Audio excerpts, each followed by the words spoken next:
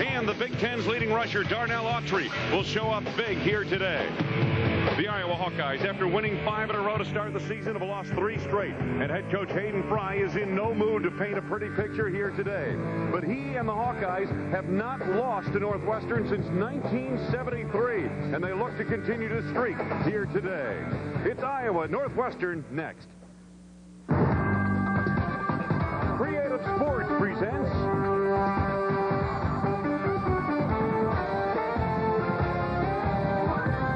Big Ten Conference Football. The Iowa Hawkeyes take on the Northwestern Wildcats, the 5th-ranked team in the nation. And this is a day the artist Norman Rockwell would paint, the Saturday Evening Post would publish, and the fans who come here today will brag of their perseverance for years to come. Hi, everybody. I'm Wayne Larrivee. I'll be joined by Randy Wright and Jim Barbar in just a moment. Iowa needs to win here today. They need 7 wins to go to a bowl game because one of their victories earlier this year was over a 1AA school. Meanwhile, Northwestern, they're in the race for the Rose Bowl, and they are the feel-good story of college football. For more on the Wildcats, here's Jim Barbar. Thank you very much, Wayne. The national interest in Northwestern football began on that sun-kissed day back in September at Notre Dame Stadium when Northwestern shocked the Irish and shocked the college football world by winning 17-15. Since then, the Wildcats have shocked the Big Ten, staying undefeated. They've beaten the likes of Penn State and Michigan. Interestingly enough, here on the campus in Evanston, attendance, at least for the first 3 home games, not very dramatic, in the 20s. But since then, they've had a sellout, another sellout, and they expect a sellout today. And as you imagine, the enthusiasm on this campus is picking up. Take a good look at these young faces. They used to have other priorities than football on Saturdays. What exactly were those priorities? I'd rather not comment on that, but I'd have to say that most of the people were stuck in the library, worried about their studies, and it's nice. We have a very nice diversion now and a genuine football team. It's almost like a real university. I think as a whole, you definitely can see it. I mean, my years here, it's been a somber couple of years as far as the football season, but things have definitely perked up, and you can see it. The atmosphere as a whole, not just at the games, it's everywhere really. Just you know, everyone's wearing the Northwestern sweatshirt with pride and had their head out. It's a different atmosphere altogether.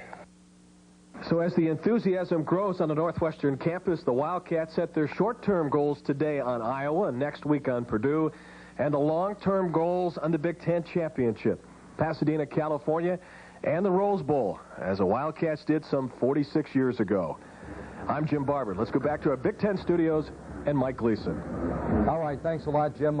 Just so you know, they turned down the heat here in the studios to make you feel better today. Get rid of that AstroTurf there in Evanston. They'll throw in some mud, and they had themselves a real football game. Hi, everybody. Welcome to another Saturday afternoon of Big Ten football. I'm Mike Gleason. My special thanks to Jim Barbar for sitting in the studios a week ago. But right now, let's set the table for today's action in the Big Ten Conference. In Ann Arbor, Michigan will try to rebound from last week's loss to rival Michigan State when the 7-2 Wolverines host Purdue. Michigan will have to stop Boilermaker running backs Mike Alstad and Edwin Watson, who combined for 398 yards to the ground last week against Wisconsin. Michigan State looks to continue their momentum in the run for a bowl bid when the Spartans entertain Indiana this afternoon. The Hoosiers will be facing a confident State squad coming off last week's come-from-behind win over Michigan. At Ohio Stadium, second-ranked Ohio State will entertain Illinois. The Buckeyes come into the game with their highest ranking since 1984 and will line up against a fired-up Fighting Illini team who is coming off a big road win over Iowa last Saturday. And tonight, Minnesota and Wisconsin square off inside the Metrodome with the Paul Bunyan Axe Trophy on the line. Badger senior quarterback Darrell Bevel can become only the 5th Big Ten quarterback in history to pass for 7,000 yards for a career while completing 60% of his passes. And as we check out the standings, Northwestern Ohio State is still sitting on top. This would be the year they wouldn't play, right? The rest of the teams battling for trips other than Pasadena this year. As we check out the bowl picture in the Big Ten, Ohio State trying to get back for the first time since 1985. And, of course, the Wildcat fans are watching that Illinois-Ohio State game today. Illinois has won 4 straight in the Horseshoe. They're playing at 3:30. So it's Pasadena, Orlando, Tampa, San Antonio, and El Paso, Texas, all part of the Big Ten bowl picture in 1995. A lot of people felt Penn State would be the team that would burst Northwestern's bubble this year. Didn't happen last weekend. As a matter of fact, it doesn't look like that bubble will burst. They just continue to line them up and knock them down.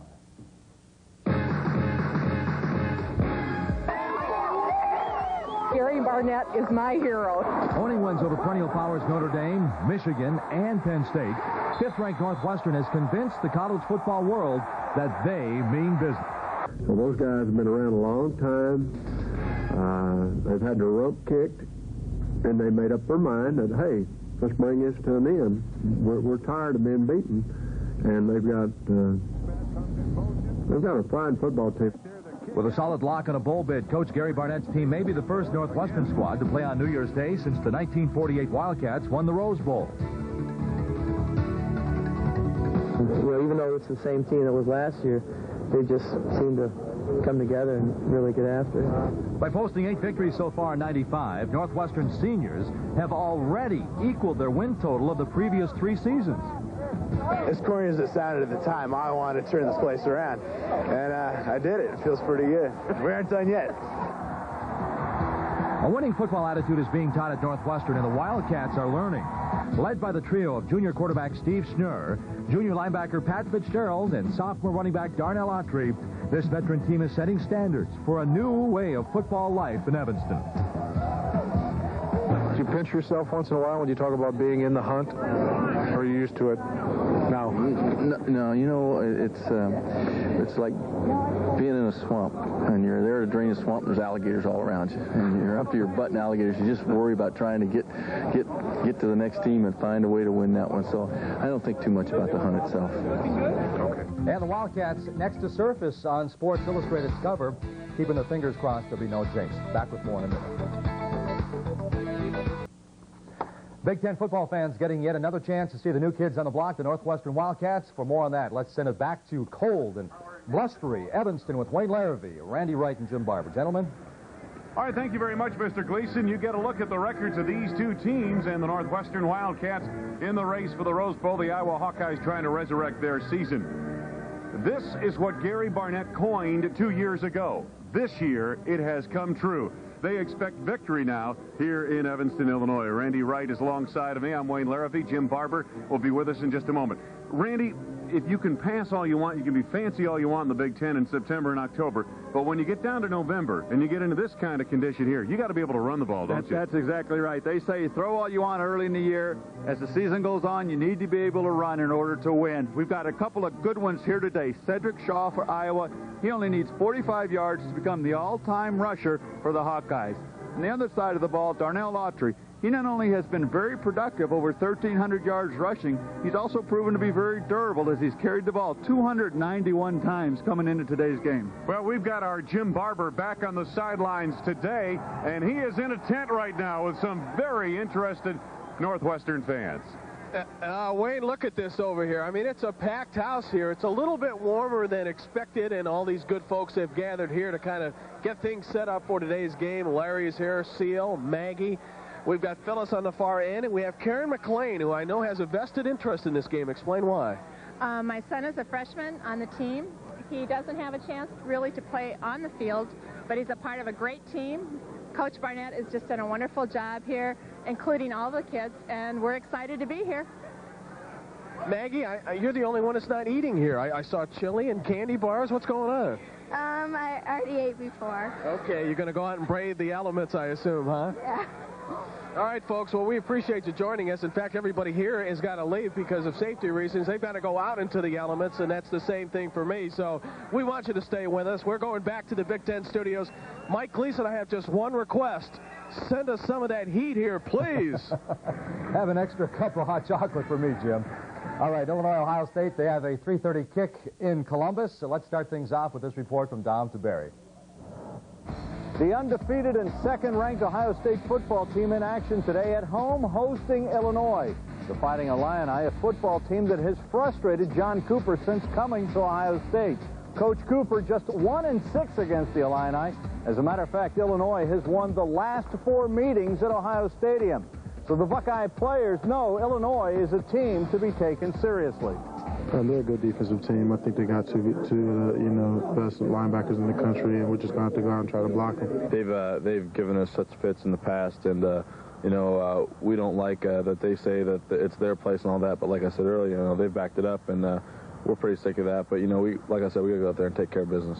And the Buckeyes may have to go into today's game without their star receiver, Terry Glenn. He's missed practice all week with a separated shoulder. At Ohio State, I'm Dom Taveri reporting. Now let's check in with Chris Whitlick, who has the latest on the Fighting Illini. Full hopes in a possible winning season are alive and well in Champaign, with the 4-4 Fighting Illini are readying for a trip to Columbus to take on the second-ranked Ohio State Buckeyes. Illinois has won an amazing 4 in a row at the Old Horseshoe, a place that's become a favorite venue for the Orange and Blue. I'm going to be just pumped up. I mean, it's like I said, it's a big game. It means a lot, not only to myself. This is my last time going over to Columbus, which is my favorite place to play. It's just prime time, and I'm just ready to step up and have a bigger game than I had last week. Yeah, if we were 0-7, I don't know that it would be our favorite place to play. But we've had some success there, certainly, and it is a great place to play, and as are so many places in this league. And even with scrambling senior quarterback Johnny Johnson back at the helm to help, it'll take Tepper's Big Ten road magic to keep the Illini streak in the house that Hayes built alive. His teams stand 10-3-1 in league contests away from Memorial Stadium. Here's Tim Stout with more on the Michigan State Spartans. Nick Saban told me this was the toughest week of coaching he's had in his career. His Michigan State team cannot afford a letdown today after a great win over Michigan last Saturday. The Spartans have been shut out in their last 2 visits to Indiana, where they play this afternoon. The Spartans' last-minute win over the Wolverines sets them up for a third-place Big Ten finish and New Year's Day bowl bid if they can beat the Hoosiers this afternoon, and then also Penn State and East Lansing in 2 weeks. We have a goal that we set for ourselves. We're trying to get to a bowl, and Indiana's in the way of that. We have to beat Indiana. The Indiana game is essential. It's bigger than the Michigan game. We need to come out starting the day and have a great day in practice. Eliminate mistakes in practice and work hard, because usually when we win games that are big, or we just win the games that we're supposed to win, it's because we prepared well in practice. Michigan State's team is in good shape physically, but again emotionally, will the Spartans have a letdown this afternoon that worries Nick Saban and his Michigan State coaches? Now let's go up to Minnesota and Mike Max with this look at the Golden Gophers. Here at the University of Minnesota, the Gophers have lost 4 straight Big Ten games. The good news, they are playing Wisconsin, a team they have beaten the last 2 years. Wisconsin and everyone else always written us out of Wisconsin-Minnesota battle, so we always just get up for those type of games. It's a pride thing. It's more than just having a winning season. There's something deeper there. It's more important. The biggest problem area for the Gophers this season has been defense, and they hope to have that shored up against the Badgers. They don't really run as much as they did in the past year. They still run. We got to establish the run, to stop them, and then keep them from making big plays. Quarterback Corey Souter and star running back Chris Darkins have been plagued by injuries, but both should be available for tonight's game against Wisconsin. Back to Mike Gleason in the Big Ten studios.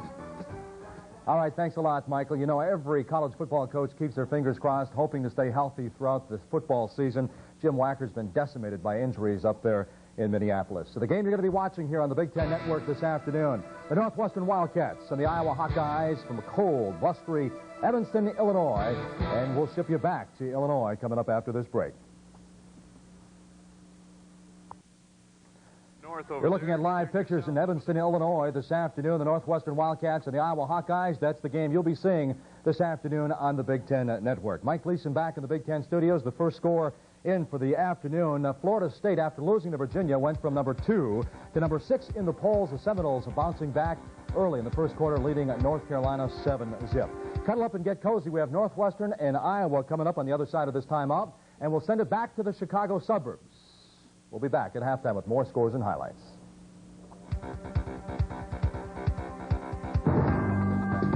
Today's Big Ten football game is brought to you by Burger King, where you can get your burger's worth.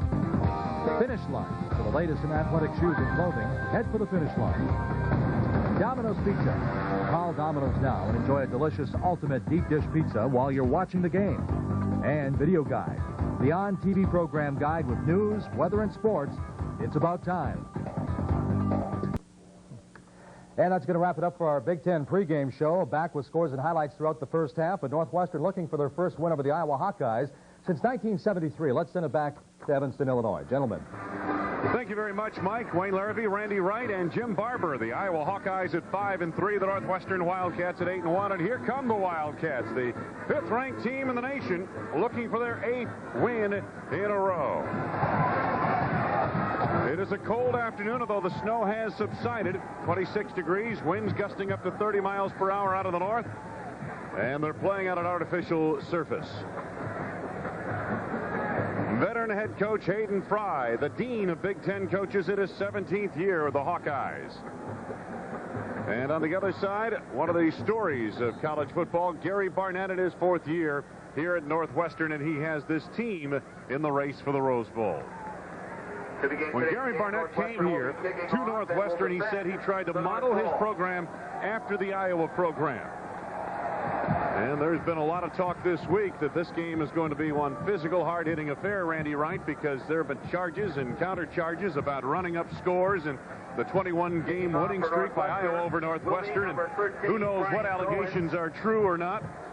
Only Hayden Fry and the Hawkeyes might know one way or the other, but at any rate, it's made for some colorful verbiage leading up to this game here this afternoon. One thing you can count on, Wayne, whenever you play Iowa, it is going to be a physical football game. They always have been that way. As long as Hayden Fry is the coach there, I think they always will be. The Hawkeyes will receive to start this ball game. Tim Dwight, Damon Gibson dropping back deep. Goins getting set to kick it away. And Goins has the wind to his back, and the wind, in fact, makes the first play of the game by knocking the ball off the tee. The wind out of the north, and it is gusting. And there is Tim Dwight, very important man in the Iowa plans here today. They'd like to get the ball in his hands about 15 times, and they'll do it any number of ways, as a receiver, kick returner, punt returner, and as a runner. And here's the boot by Goins, and he kicks to the other side, and coming out of there, Damon Gibson. Gibson tripped up out near the 15-yard line, so it'll be a first down for the Iowa Hawkeyes from there. The Iowa Hawkeyes are piloted by sophomore quarterback Matt Sherman. Sherman comes in having thrown 13 interceptions and 10 touchdown passes. The Hawkeyes will call a lot of plays at the line of scrimmage. They'll messenger their plays in with either Willie Guy or Tim Dwight. And Iowa goes first down. Cedric Shaw, the tail of the tandem in the I formation. Scott Slutzker, the big tight end, was in motion. There was a false start, I believe, on the Hawkeyes. Looked like Mike Goff, the right guard, might have moved prematurely. Referee David Whitvote. Be hearing from him this afternoon from time to time. And it looks like we've got an injury to the fullback, Rodney Filer. He's holding his knee, isn't he? What a terrible start for Iowa. They come up in bad field position after the kickoff. Then they get the ball, and they get a penalty, and they get their starting fullback injured. Take a look at Filer coming at you right there, number 34. Just gets rocked back by the outside linebacker, Sutter. I don't think he was going full speed. I think he heard the whistle blow, and Filer may have been letting up as contact was made. Sutter delivered the blow. Sutter hit him up high, though, Randy, and this is, again, they're working on the knee, the left knee of Rodney Filer. May have been planted wrong or twisted as he was coming down on it. It didn't look like he was planted as he was hit by Sutter up top. The penalty against Iowa moves the football back to the 10-yard line, where it'll be first and 15. One thing, Wayne, if you look at today's game, generally bad weather will equalize two teams. The better team may not always win. I don't know if that's going to hold true today because Iowa counts so much on the big play. They need to be able to throw the ball 20, 25 yards downfield. If they can't operate their offense normally, because of the conditions, then it will certainly give Northwestern even more of an advantage. You take a look at Iowa. Their leading receivers, Tim Dwight, Willie Guy, and Demo Odoms, all average over 17 yards per pass reception. Iowa's passing game, when they decide to throw the football, they go downfield. And the fourth and fifth leading receivers average over 50. So they are throwing down the field to everybody. First and 15, a quick count. Here comes Cedric Shaw. He is met in the hole by Jeff Shine and driven back after a gain of 2 out near the 12-yard line. Let's take a look at the Iowa lineup for you. Tim Dwight, we mentioned him. He is a big play artist downfield, and he can make big plays in any number of ways. Casey Weekman leads the offensive line. One of the top centers in the Big Ten Conference. And one would figure Iowa will try to run a lot here today. Northwestern normally does anyway. Second down for the Hawkeyes and Matt Sherman. Tim Dwight is at the bottom of your screen. Shaw picks his way and has a hole. Undercut move by Randy Wright on the tackle across the 20-yard line near the 21. And the Hawkeyes face a third down coming up. The Northwestern defense has been the story for the revival of this program, led by Matt Rice up front. The linebacker, Pat Fitzgerald from the south side of Chicago, Orland Park, leads the Big Ten in tackles. And Chris Martin is the defensive back who has been standout. Nice hole that time for Shaw to run through, but a nice tackle coming up by Bennett that time. Make that good firm tackle. Chris Martin, excuse me. From the 21, third down at about 4 for Iowa. They're going wide with Shaw. And Shaw drives William Bennett back to the 25. It looks like he's got enough for the first down. William Bennett, the man on the stop. Nice lead block by the running back Berger right here, coming out of his fullback position, gets his melee out of the position to make the tackle that time. Gives Shaw just enough room. Take another look at him coming right out of the backfield. Shaw follows his blockers, sets it up, then he follows it through. Gets maybe just enough for the first down. It's going to be awfully close here. And the Wildcat is down on the play as well. They bring the chains from across the way. It appeared he had enough for the first down, but I don't think he got too generous a spot here. The placement of the football, and well, that's well short. Yeah, they are. The ball is spotted. Let's get down to the field, Jim Barbar. Wayne, as you can imagine, the temperatures bring the wind chill down here around 0 degrees. On top of that, there are some icy spots on this field, although most of the field representatives assured me that things are going to be pretty okay. Although one usher did come up to me earlier today and say, "Welcome to Lambeau Field." You can appreciate that, Randy. Well, it's got to get a little colder to get to like Lambeau. Hawkeyes are going for it on fourth down. Less than a yard. Boy, this is a gutsy call at this stage of the game. At the 25. When you have to win, you've lost 3 in a row, you take some chances. This is a big one right here. Sherman might go right behind his big center, Weigman. And I think they're just trying to get Northwestern to jump off sides. Sherman calls for a timeout as the play clock winds down to 1. Iowa takes a timeout. Now they bring the punting unit on the field. It's a good idea, but to burn a timeout like that when Northwestern doesn't jump, you have to wonder, they're sitting there thinking the same thing. Obviously, they kept their poise. Now they cost Iowa a timeout that could come back to haunt them later in the half. So the Hawkeyes bring on the best punter in the Big Ten, at least from a numerical standpoint. Nick Gallery's 47-yard average is best in the conference. As a matter of fact, he'd be best in the country if he had 2 more punts to qualify for the national rankings. And almost as important as that, Wayne, is the fact he's got a 40-yard net. So he's not only kicking the ball deep, but he's getting enough hang time so that his coverage team can get down there and make the tackle. Well, if he has to punt much in this first quarter, he will be challenged because he is kicking into the teeth of that wind coming right at him out of the north. I think we saw, Wayne, how the weather conditions affected Iowa's play calling. We saw some 2nd and 3rd and long. They didn't put the ball up at all. If they have to run the ball when they go into this wind, it's really going to limit their offense. Brian Musso back deep to receive this punt. Gallery gets off an end-over-end kick. And this one caroms by Musso, is covered by the Hawkeyes as it bounces out of bounds near the 29-yard line. And it'll be first down for Northwestern from there. So Nick Gallery went for the low kick, got the good roll, and the Hawkeyes had the coverage.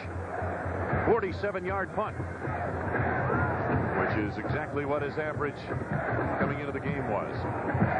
So the Northwestern Wildcats bring on their offensive unit for the first time here this afternoon, led by their quarterback, Steve Schnurr. Darnell Autry, leading rusher in the Big Ten Conference, not going anywhere. The Hawkeyes showed good pursuit along the line. Brought down by John LaFleur on the defensive line made the stop on the play. Take a look at the Northwestern offense. On the play. Dwayne Bates makes big plays on the outside. They'd like to get the ball in his hands, much like Iowa would like to get the ball to Tim Dwight. Rob Johnson is the veteran center on a solid offensive line. Loss of 2 on the play. Second down and about 12.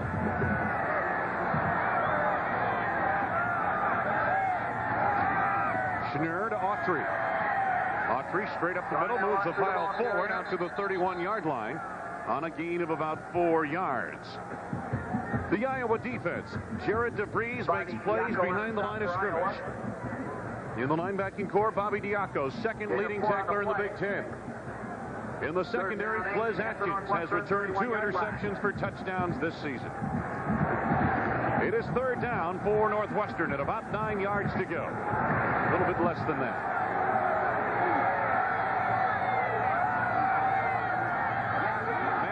Jumped on the right side of the Iowa offensive line, and the pass incomplete in the flat. There are penalty markers down. Iowa, I'm sure, will decline the illegal procedure penalty against Northwestern. Penalty flag on the play. It would force fourth down if they do decline. Good safe pass play that time by Schnurr Northwestern. When they have third and long, that's not something they feel very comfortable with, but yet they're not going to shy away from it. They still are going to throw the ball, but Schnurr has got the intelligence and the experience to know if it's not open downfield, throw it out in the flat, throw a high percentage back, the high percentage pass to my back, maybe let him break a tackle and make a play. Illegal motion, the call technically, declined by Iowa, forcing a fourth down. Paul Burton, whose dad was an All-America here at Northwestern, in punt formation. Twin safeties back deep for the Iowa Hawkeyes. Burton with a good wind behind him, averaging almost 40 yards per punt. Iowa and Northwestern. Back after these words.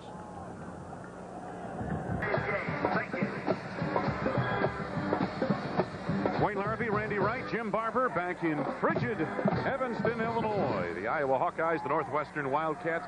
This series, well, you know about the 21-game winning streak by Iowa in the series, but take a look at the last 3 years in this series. 2 blowouts there in favor of Iowa and a tight game in 1993. And this is what has spurred a little bit of the controversy going on, as some of the Northwestern players had said, hey, we don't think it was right the way Iowa has run up the score, so we want to pay him back, and this is our best chance today with this year's team. And Hayden Fry said, I think those kids over there are just feeling their oats. And why not? When you won 7 in a row and you're the 5th-ranked team in the nation, you got oats to feel. Cedric Shaw around the end. Bennett escorts him out of the bounds with Martin helping out across the 20-yard line near the 22. It's a gain of about 3 yards. One of the few wide running plays we have seen early in this game. It's going to be much harder to make that cut up the field when you run wide because of the field conditions, because it's very, very slick. When you're running straight ahead, you get that momentum and that speed going. You can just run through an open hole. Run to the outside. See a lot of people slip today. 2nd and 7 for the Hawkeyes from their 22. Shaw again slips and falls this time. The elements here today make the tackle on Cedric Shaw. Let's go to Purdue, Michigan. Mike Gleason. Well, Wayne, you're not the only one with some snow. Check it out. Snowy conditions in Ann Arbor today. Michigan, punt formation, turnovers playing a key already. Purdue's Craig Allen fumbles the football, and the Wolverines' Sam Sword recovers on the 2-yard line. That led to a Remy Hamilton 25-yard field goal. Wolverines up 3-0. Let's go back to Evanston. Well, that snow we had last night and this morning has made its way across Lake Michigan over to Ann Arbor. And they're in for some more snow this afternoon before that one's over. 3rd and 10 for Iowa. And again, they go to Shaw. Nice cutback move. Shaw short of a first down across the 25 of the 27-yard line. Gain of 7 yards. He needed 10. Pat Fitzgerald made the stop on the play. Last week he had 20 tackles in that ball game against Penn State. And then the coaches got a look at the film and took 3 of them away. The Iowa 27-yard line. Shaw, that time when you've got 3rd and long, your defensive backs can play a little deeper. They've got enough time to come up and react and make the tackle. Even though Shaw looked like he had a big gain, defensive back stopped it short of the first down. Gallery fields a low snap and gets again a line drive kick away that will not be returned by Musso, and it's out of bounds near the 46 of Northwestern, where the Wildcats will put it in play in good field position for the second time offensively. 32-yard punt that time, and again punting into the wind. I guess the idea there is to keep it low. Keep it low and end over end, so when that ball bounces, most times it will bounce forward for your team.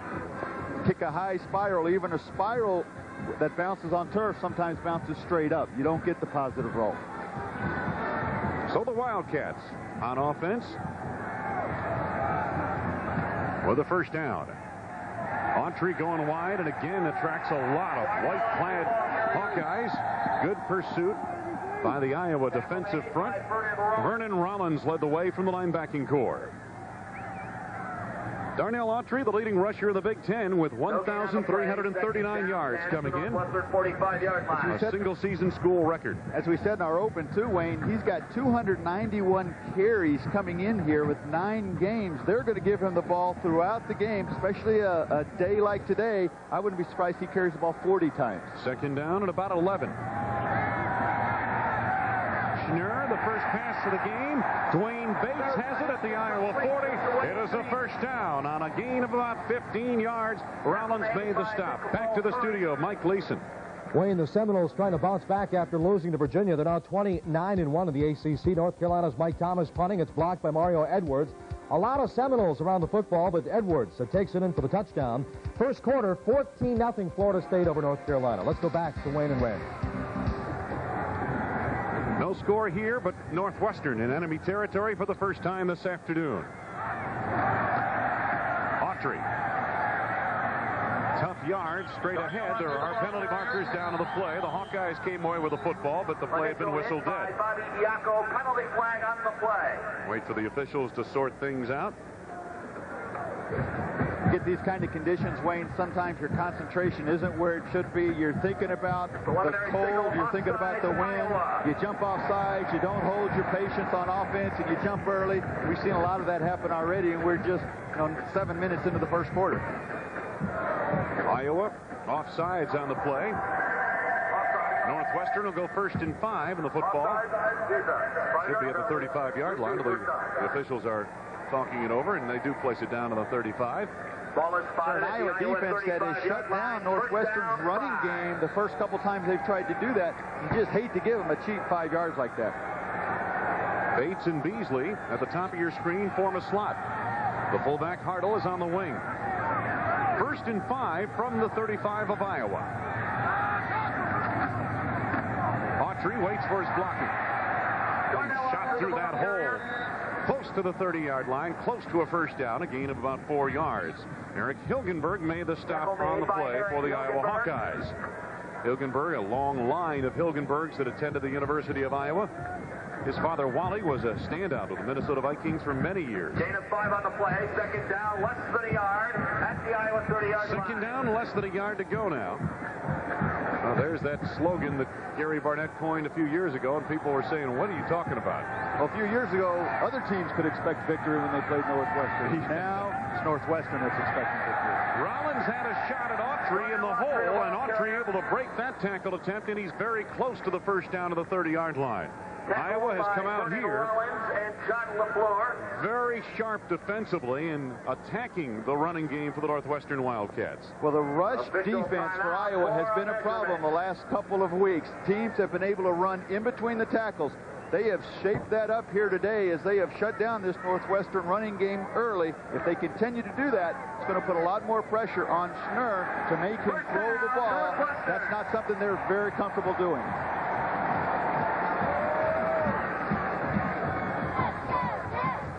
So first down for the Northwestern Wildcats. Again, we're scoreless in this first period of play. 7:43 to go, first quarter. skies are beginning to clear here, and the snow is out of the forecast, but it's going to stay chilly.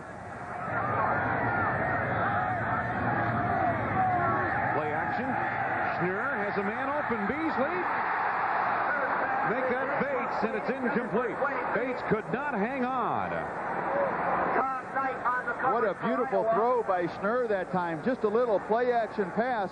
Bates one-on-one with Tom Knight, the quarterback there. He gives him the inside. Bates takes that, and Schnurr throws just a beautiful pass, leading Bates away from the defender. Just a little contact right there among the feet. I think that tripped Bates up just enough to break his concentration. Take a look at the beautiful pass Schnurr threw right out there. Got to make that catch. Bates is a young receiver, but he's had an awful lot of success. That's a catchable ball. 2nd down and 10 from the 30 of Iowa. Autry, yards have been tough to come by. Gain of 1. Let's get down to the sidelines and Jim Barbar. Wayne and Randy, you've been talking about the great passing of Steve Schnurr. Notice he gets that ball out in less than 3 seconds. That's something they work on during practice. In fact, if Schnurr is unable to get it on their way in 3 seconds, a horn blows. That allows him to get the defense, get things going quicker, and also avoid sacks. Thank you, Jim. Meanwhile, the ground game has not been on track yet. Autry 6 carries, 7 yards here this afternoon in the early going. 3rd and 9, and Schnurr comes up throwing. And isn't able to get it away. Ennis Inge led the charge. And it is 4th down coming up for Northwestern. Let's go back to the studio, Mike Gleason. Well, Wayne, this will drive coaches crazy. Checking out Maryland kicker Brad Rhodes. Kicks off after a field goal. Virginia lets the kick bounce. It's recovered by Maryland's Paul Jackson. Scott Milinovich took it in for the touchdown. They added 2. It's Maryland 11-0 over Virginia in the first. Back here, another Iowa Hawkeye down to the field. Eric Hilgenberg is injured. Boy, and he has played very well for this team at the defensive end position. He's been outstanding. He didn't start earlier. George Bennett started and played a lot, but Hilgenberg has really come on as of late. 10 tackles for losses and 8 sacks. Most of the pressure on Iowa's defense with their pass rush comes from the outside. Ennis Inge, Hilgenberg, and Jared DeVries from this defensive end position. To lose Hilgenberg would really be a blow to them right here. Hilgenberg missed time earlier this season with a shoulder injury. Hayden Fry asking for some assistance from the bench area now. And we'll check on the injury when we return. Back to Evanston, no score, first quarter. We'll return after these words. Eric Hilgenberg still down on the field for the Iowa Hawkeyes, the senior out of Minnesota. And they are calling for the carts. This obviously does not look good for him. Maybe a knee injury. I'm just hard to tell what they were working on. We were kind of screened on it. He looked as though he was holding his knee when he was down on the field. Should be pointed out, Rodney Filer on the first play of the game from scrimmage for the Iowa Hawkeyes. Their starting fullback went out with what appeared to be a knee injury. We'll have to check the status of these players coming up a little bit later on. The Northwestern Wildcats have a 4th down coming up at the 33-yard line, and they had an opportunity to score right here. This is the guy they want to get it to, Dwayne Bates. Just a little contact between the feet of these two players took Bates off of his stride. You talk about Steve Schnurr's experience and poise. He wants to get rid of the ball and make a play, but yet when nothing is open, he doesn't force it. He goes ahead, takes the sack, and now they can come back on 4th down. A couple years ago, he may have thrown that ball when nobody was open, wound up being an interception. So Eric Hilgenberg is taken to the locker room. And we've got a field goal try coming up right here. Brian Goins, as long as 49 yards. This a 50-yarder with a wind to his back. And he's got the first points of the game on the board. Brian Goins, who took over for the injured Sam Valancisi a few weeks ago, puts Northwestern on top with a 50-yard field goal. It is 3-0 Wildcats.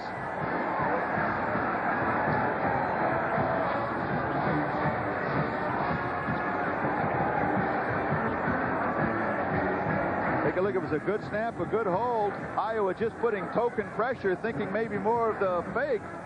And Goins just does get that inside the upright. Well, Well, he had the wind to his back, so it was a good call in terms of a long field goal. But, Randy, on a cold day like this, you usually don't. It's like kicking a rock. You usually don't get the distance on your kicks that you do on a warm, sultry day. But when you've got a 30-mile, you've got a wind gusting to 30 miles per hour behind you, you generally can count on getting some distance. So Goins, who has done a good job for Northwestern since the injury to Valencizi, who leads the Big Ten in scoring and had hit 15 of 16 field goals prior to his knee injury, kicks it away. Twin safeties back deep for the Hawkeyes. This a shorter kickoff, and it's muffed on the play by the Hawkeyes. Gibson, and then recovered in the end zone. It'll belong to the Hawkeyes out of the 20-yard line. Again, it looked like Damon Gibson just kind of went through his hands. It should be pointed out that the reason they don't have to take it out of the end zone is because the impetus was provided by the kicker here. This was never controlled by Gibson. It got right by him into the end zone and covered by Tim Dwight. I agree with you, Wayne. It looked like it went right through his hands and arms. And fortunately for Iowa, it was bouncing end over end and got all the way into the end zone. Because if he caught that ball and then kind of mishandled it into the end zone, then the Hawkeyes would be responsible for it and have to take it out of there. But now first down from the 20-yard line for the Hawkeyes. Slutzker, the tight end, is in motion. They've got two tight ends in the game. And Cedric Shaw is met in the hole this time and driven down by Larry Curry, the senior out of Granite City, Illinois. One thing that Ron Vanderlinden, the defensive coordinator for Northwestern, wanted his team to do was stay at home and have patience early. Iowa often game plans to make big plays. It's a part of their scheme. And until the coaching staff for Northwestern could figure out what that scheme was for this game, he told his team, stay at home, have patience, let us see what they want to do. Then we'll put you in the right position to stop that. Early on, don't give up anything big, though. This is Iowa's third offensive possession. They're yet to throw a pass. They are operating into a strong wind out of the north. Motion again from the tight end. Shaw gets the call. They block it well up front. Cedric Shaw's got 4 yards out near the 24-yard line. Pat Fitzgerald made the stop on the play for the Northwestern Wildcats, and it's a third down for Iowa at about 6 yards to go. Cedric Shaw, one of only 2 Hawkeyes with 4 straight 100-yard games. And as we said earlier, coming into this game, although he's only a junior, he only needs 45 rushing yards to become the all-time leader there. Third down, and it's 6 yards to go for the Iowa Hawkeyes, and Sherman perhaps changing the play at the line. First pass of the day. Sherman slips away from the defense. And he's got a first down to the 31-yard line.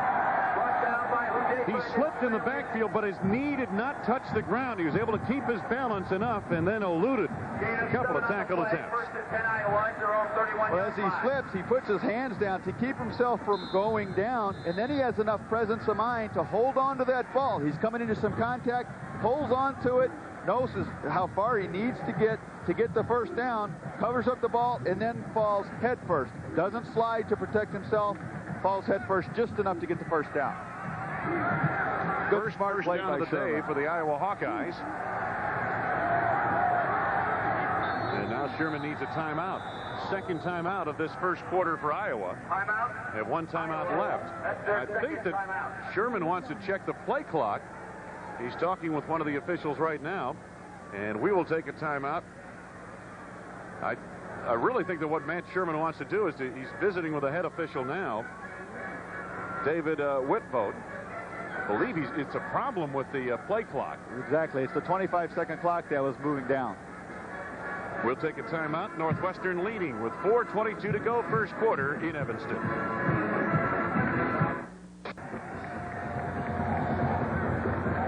Rooftops, a tradition here in Chicago. Rooftop viewing of sporting events on the north side of Chicago is a tradition at Wrigley Field, and here at Dyche Stadium in Evanston, it's also in vogue.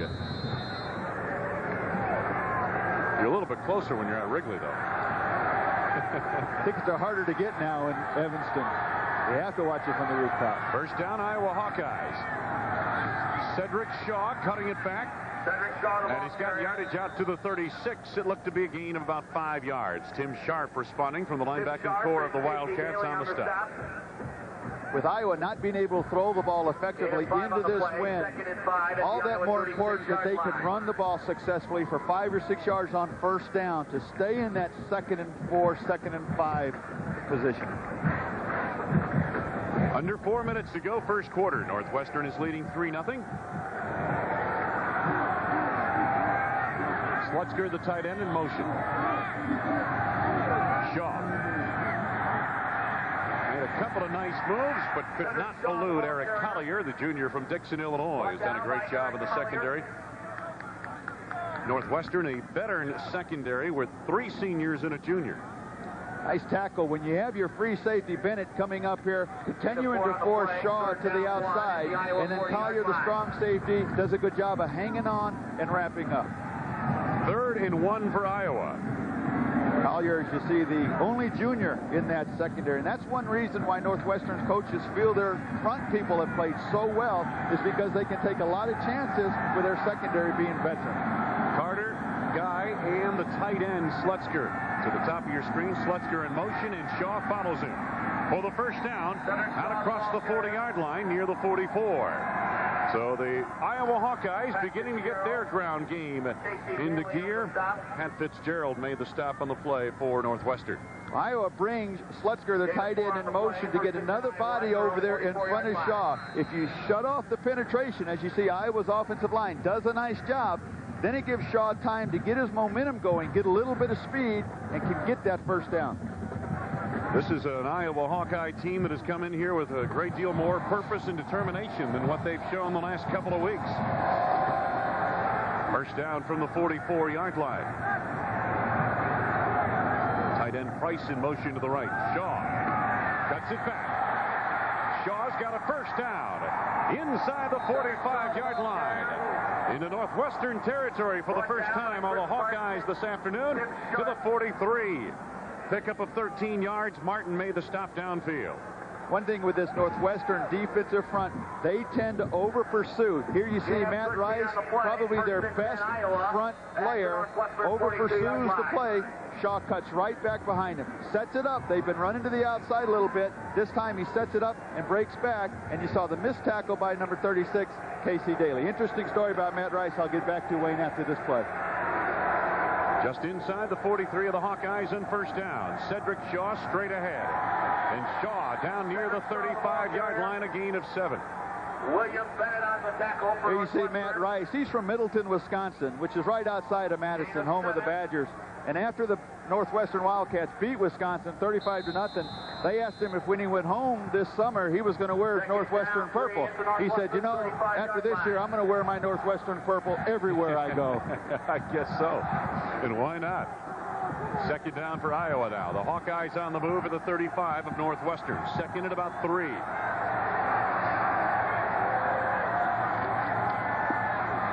Shaw, good spin move, but Collier would not give him the first down. Although they gave him a generous spot of the ball. Looks like he may have picked it up. Let's get back to the sidelines. Jim Barber, you got an update on the Iowa injuries? Yes, Wayne, we've had a couple of injuries today. Eric Hilgenberg has injured his knee. Right now they're going to undergo examination, x-ray style of that. As for Rodney Filer, he twisted his knee. They're going to hold him out until halftime. That's the word from Ed Crowley, the head team trainer for the Hawkeyes. Thank you very much, Jim. Generous spot of the ball on that run. Cedric Shaw got him a first down. I think Iowa has really got to be happy with the way they're moving the ball. This drive, the main focus of their offense is to throw the ball, and if they can move it this well running it, when they get the wind at the end of the quarter, they could really be explosive. Less than a minute to go in the first quarter on first down. Shaw cut down by Sutter. Excellent play by the outside linebacker of the Northwestern Wildcats, Danny Sutter. His brother Ed is Northwestern's second all-time leading tackler. Great play by Sutter here. Just gets some real deep penetration coming off of the snap, and he gets right underneath Shaw's feet. No place for Shaw to go. You see the ice and the snow on the field. He doesn't have the traction to make a move. Loss of a couple of yards. Second down now for the Hawkeyes. Here's a look at Ed Sutter. Should say Danny Sutter, Ed being his brother, who's now playing in the pros. Hawkeyes get motion out of the backfield. Quick throw, and this is Tim Dwight. Tim Dwight fights for yardage down near the 26-yard line. Matt Rice got over to make coverage on the play as the first quarter comes to a close. The end of one period, Iowa is on the drive, but Northwestern is on the lead. 3-0 Wildcats after one. Randy Wright, Jim Barbar back in Evanston, our Big Ten crew. The Northwestern Wildcats leading 3-0. Opportunities inside the red zone, inside your opponent's 20-yard line on a day like today, Randy, I imagine sometimes could be hard to come by, and you've got to take advantage when you get close. That's exactly right, Wayne. And Iowa has been pretty successful when they have gotten down there. They've been in the red zone 32 times, have 27 scores, 22 of those being touchdowns. And what you said is exactly right. You may not get that many opportunities, so you need to take advantage of it when you do get down there. Third down coming up for the Iowa Hawkeyes. They're not quite to the red zone yet, which is inside the Northwestern 20-yard line. Third down and about 5.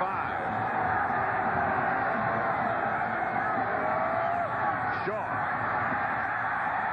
And he's got a first down to the 20-yard line of Northwestern. Once again, Shaw showing two factors in his running game, patience and vision. I think it also shows by this play call how much confidence they have in their running game. 3rd and 6, normally a passing down for Iowa, but they're having a lot of success. Look at that blocking up front by the Iowa Hawkeyes to open up that hole, and this is going against a team that has been very, very solid against the run. They've been running behind Ross Verba and Matt Purdy on the left side of the offensive line. And again, Shaw bouncing left. Just inside the 20 now to the 18-yard line, a gain of 2 yards. Nice kick-out block by Mike Goff, the right guard. He pulls, comes out, kicks Sutter out just enough to give Shaw the hole. Get through there for a little gain, but at least positive yardage. And Randy, the most veteran unit on this Iowa team, and it is a relatively young team throughout. A lot of sophomores and juniors playing, but the veteran unit is the offensive line. Very physical, very big. The 2 guards in the center, that's where their strength is. Second down, a little bit less than 9 yards to go. Shaw again, this time not a lot of room. Quick move in the interior of the line initially by Mike Giametti. Pat Fitzgerald filled from the linebacking corps. Iowa setting this stage, though. They wanted to come in here and play a very physical game. And just what they had said, pop Northwestern in the mouth and see how they were going to respond. So far, by running the ball, being aggressive in their line, they've been able to do that. Northwestern needs to do some things aggressively on the defensive side of the ball to make Iowa take a step backwards. The Iowa drive, you talk about patience, 14 plays to cover 63 yards and better than 7.5 minutes of ball control. Third down. Sherman stumbled a bit as he came out of there, but he's got an open man, Michael Berger, and he's first and goal inside the 10 at the 6-yard line of Northwestern. Hudayfa Ismaili made the stop along with Tim Sharp. This is the respect that Northwestern has for Iowa's receivers. Generally, you get inside the 20-yard line, you play man-to-man. Here, Northwestern is playing the zone. You play man-to-man on wet conditions, you slip, the guy scores, it's a touchdown. They play zone, they drop off a little bit too far, and he gives Matt Sherman, as he drops back here, he can see the entire field, he lets the play develop, and then just drops the ball right over the line. Cedric Shaw in first and goal. Penalty marker down, maybe for a face mask and a high tackle attempt. Rodney Ray in pursuit along with Mike Warren on the Northwestern front. Penalty flag on the play. It's got to be Shaw out of bounds near the 1-yard line. Going to be a personal foul face mask, so it won't be a lot of yards, but it'll give Iowa the down again. And as we talked earlier, every down becomes so important on a day like today. When you get inside the 5-yard line, you got to be able to capitalize on it. So once again, it's not the yardage that really helps. It's the chance to run the down over again. The Hawkeyes on this drive now have run 15 plays. They have consumed about 7 minutes and 45 seconds on this drive, and they are first and goal at the doorstep of the Wildcats, south end zone of Dyche Stadium. Berger is the fullback. They've got two tight ends in the game. Slutzker in motion. Shaw follows Slutzker into the left side of the line for the touchdown. And the Iowa Hawkeyes take the lead 6-3.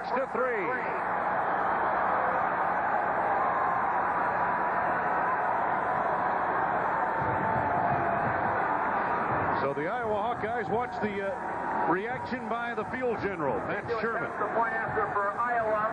And he knows it right away. Number 38. Look at the play. The offensive line, it's been working this entire drive. They just fire off the ball and give Cedric Shaw the goal line before any dark jerseys show up. Wayne, they had problems earlier in this game. The Hawkeyes did, keeping their concentration. They were making some penalties. They were going the wrong way. That drive, they got their concentration back where it needed to be, and that was a very well-executed drive. The extra point attempt coming up for the Iowa Hawkeyes. Zach Bromert drills it through the uprights. And the Iowa Hawkeyes have a 7-3 lead over the Northwestern Wildcats in the opening 2 minutes of the second quarter. 10 minutes, 38 seconds. Tapped off on a 1-yard. Hi, everybody. Mike Gleason back in the Big Ten studios. Coming up at halftime, scores and highlights. Plus, we'll take a look at college football's only two-time Heisman Trophy winner. He's the focus of this week's Centennial Yearbook. Right now, let's send it back to Wayne, Randy, and Jim. Thank you, Mike. 7-3. Iowa on top of Northwestern. Opportunities on a day like today. You best cash in when you've got an opportunity. Here is one for Northwestern in the first quarter of play. That's Dwayne Bates beating the coverage of Tom Knight, but a little stumble right before the goal line may have cost Northwestern a touchdown. The Iowa Hawkeyes took advantage of their opportunities on a long, time-consuming drive. Cedric Shaw, who on that drive became Iowa's all-time leading rusher, pounds it across, and the Hawkeyes have the lead by 4. Northwestern's coaches told us they felt this would be the most physical game against the most physical team that they will play all year. So far, I think those fears are coming true because Iowa has come out and physically dominated the line of scrimmage. Adrian Autry and Josh Barnes are back deep. Brian Hurley getting set to kick the football. When we saw Iowa up at Michigan State earlier this year, they brought 4 kickers on the trip. They were having a lot of problems with guys that were hurt and guys that were not doing the job. They had auditions going on, but they've pretty much settled on Bromert now and Hurley. Todd Romano has done some kicking off for them. Early as the football being held by Eric Thigpen, and here's his kickoff. A high end-over-end kick. Josh Barnes from the 13. Good move there to get across the 25, and Northwestern will start near its 27-yard line. To the sidelines, Jim Barbar. Okay, Wayne, let's talk about the offensive line who had a lot to do with that surge of the Hawkeyes' long touchdown drive. Hayden Fry, you know, he's got enough things to worry about as head coach. He came over personally to talk to the offensive line. Each individual guy patted them all on the back and said, guys, this is exactly what we need to do. We're getting our running game and our surge back. Wayne? They certainly are, as you could see the numbers on that drive a few moments ago. Get a look at them right there. The big guys up front on a day like today, they paved the way. Autry has had very little room with which to work. The execution, both in the offensive and defensive fronts of the Iowa Hawkeyes, have been impressive. Let's get over to the studio. Mike Gleason. Wolverines with some opportunities against Purdue, Wayne. Michigan's Tim Biakabatuka with a nice run here, bouncing off of the would-be tacklers. Goes down the sidelines for 37 yards, but the Boilermakers blocked the field goal on the drive. It's still 3-0 Michigan in the second. 7-3 Iowa. 2nd and 10. Darnell Autry this time breaks through for his biggest run of the day. Out across the 30 to the 35-yard line, a gain of 7 yards. Autry on the cover of Sports Illustrated earlier this week. Hawkeyes looked like they had an injury. Jared DeVries shaken up on the play.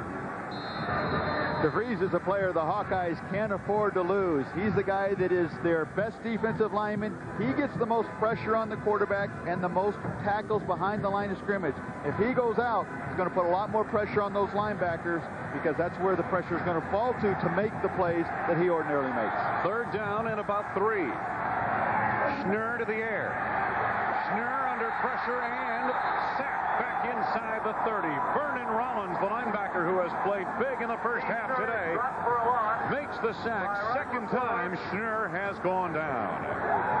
We talked earlier, Jim Barber did, about Steve Schnurr and the Northwestern coaches wanting Schnurr to get rid of the ball in less than 3 seconds. Good coverage in the secondary.